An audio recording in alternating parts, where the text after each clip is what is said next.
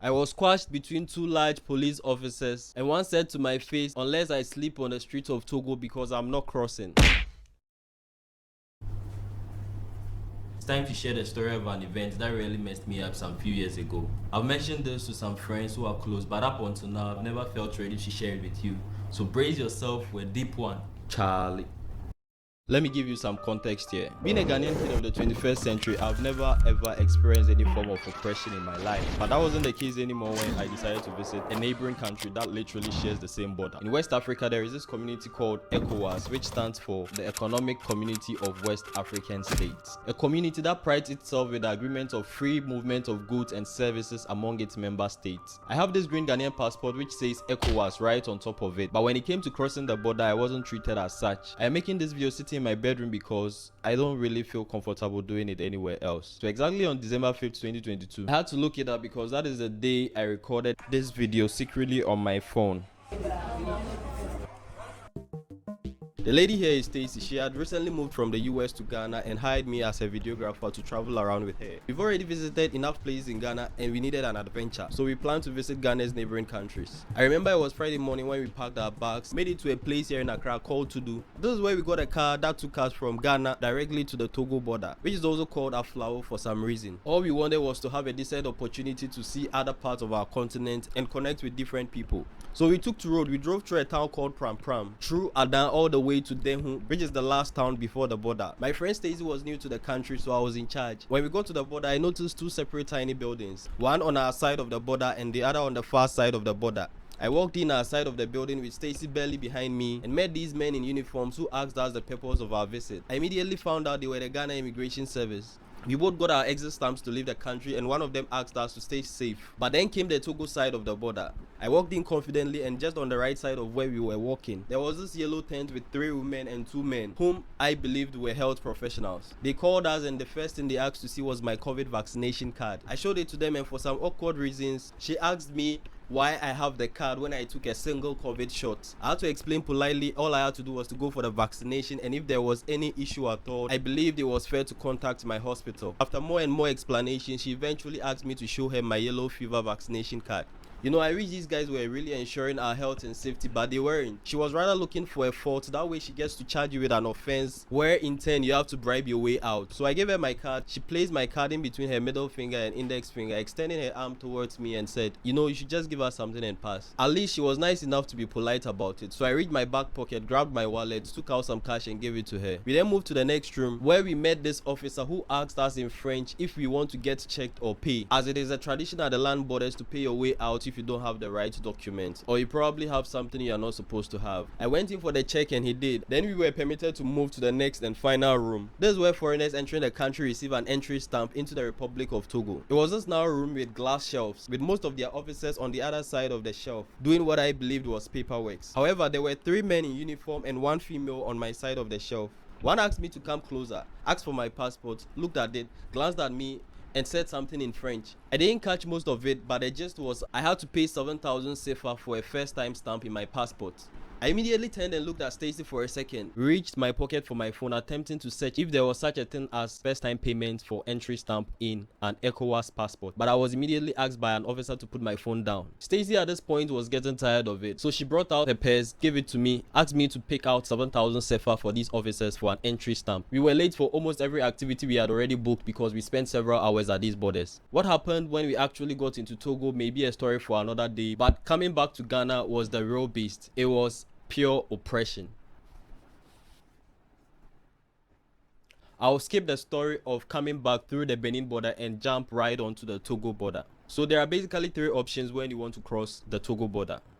First, pay a bike rider to cross you illegally through the back. Second, use the narrow route where traders have carved for themselves to exchange goods and services between the country, which is also illegal. Third and final option, go through the actual room, which is the only legal option among the 3. We walked into the room. Stacey was in front this time. She dropped her passport, they reviewed it, and then she crossed, no problem. When it got to my turn, I dropped my passport. An officer picked it up, flipped it over, glanced at it once more, and asked me to pay 2,000 CFA in order to cross. I outrightly refused to pay this time, and immediately without hesitation he asked me to step aside from the line. Stacy at this time had crossed to the Ghana side of the border and she was waiting for me to also make my way through. I stood aside for about 10 minutes and came back in line. When I got close to the officer again, he opened his palm expecting the money, and I told him in a voice of frustration, I need to cross and I'm not paying anything because I am an ECOWAS member and so is their country. That was a big mistake, Charlie. I immediately got the attention of everyone in the room and started getting yelled at. I was squashed between two large police officers and one said to my face, unless I sleep on the streets of Togo because I'm not crossing. They asked me to excuse the room because I was occupying space. I was escorted by a large man holding this stick that the police used in order to leave the room. I can't put into words this overwhelming sensation of fear that fell upon me at that moment. It was pure oppression. So I was back on the street of Togo about 100 meters away from the border. My phone had no network reception on that side of the border, so I couldn't even access the cash on my mobile money wallet. I kept telling myself I would be fine, but deep down I was terrified. I was confused. Being a Ghanaian kid of the 21st century, I had never faced any kind of oppression like that. It was just a period of anger and frustration until I saw this man I felt I needed to talk to. Fortunately for me, he could speak English. I approached him and told him everything about my situation, and it happened that he was also leaving to go to Ghana. He offered me 20 cedis to pay the bribe. I promised to pay him back once I had crossed and I had gained reception. Honestly, I don't know what I would have done without his help. With the money in my hand, I stormed back into the room, slammed the money on the counter and crossed without even saying a word. I was too drained to argue anymore. On the other side, I saw Stacy coming towards me with a Ghanaian immigration officer. Turns out she went to seek help from the Ghana immigration office while I was detained by the Togolese immigration officers. We got home around 12 a.m. that day. And when you look on YouTube, you'd realize that there are many reports like this by other travelers when it comes to these African land borders. It is sad that we have to go through this as Africans, as West Africans, and as members of ECOWAS. I feel if you plan to travel around West Africa by land, sooner or later you are going to share this experience with me. Like you show them your passport where you're coming from, they will just open it and then they will be like something for the officer. Like, I don't know who they are. They are all in immigration uniform, but I don't know what specifically they are there for. They will just open your passport and they'll be like something small. They are not doing anything in the passport. And you say that if you don't have money, he will seize your passport. How can you seize my passport? I'm not from your country. He will then put your passport down. And if you tell him you don't have money, he'll be like, you're coming to Liberia, you don't have money. How come? He's like aggressively asking you for money. So he seized our passports, he put it there. We were with some Liberia guys and then one Sierra Leone guy in the car. So we begged him to give him some 300. I gave 300 safer. My friends also gave some coins and then he gave our passports back to us. And one officer he will not give the passport to you. One officer will take the passport and you'll be like, follow me. He will take you to another office.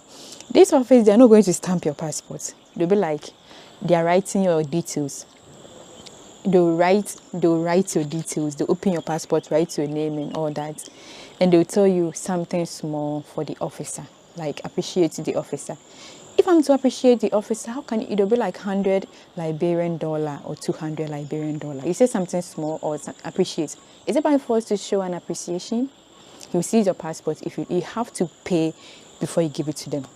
They'll take a yellow fever card. They'll take it to another office. I don't know what they are going to write in that yellow fever card. I have my vaccine yellow and I have my meningitis. Please get your meningitis when crossing African borders. It's very like these borders, like Ivory Coast and Togo, all that.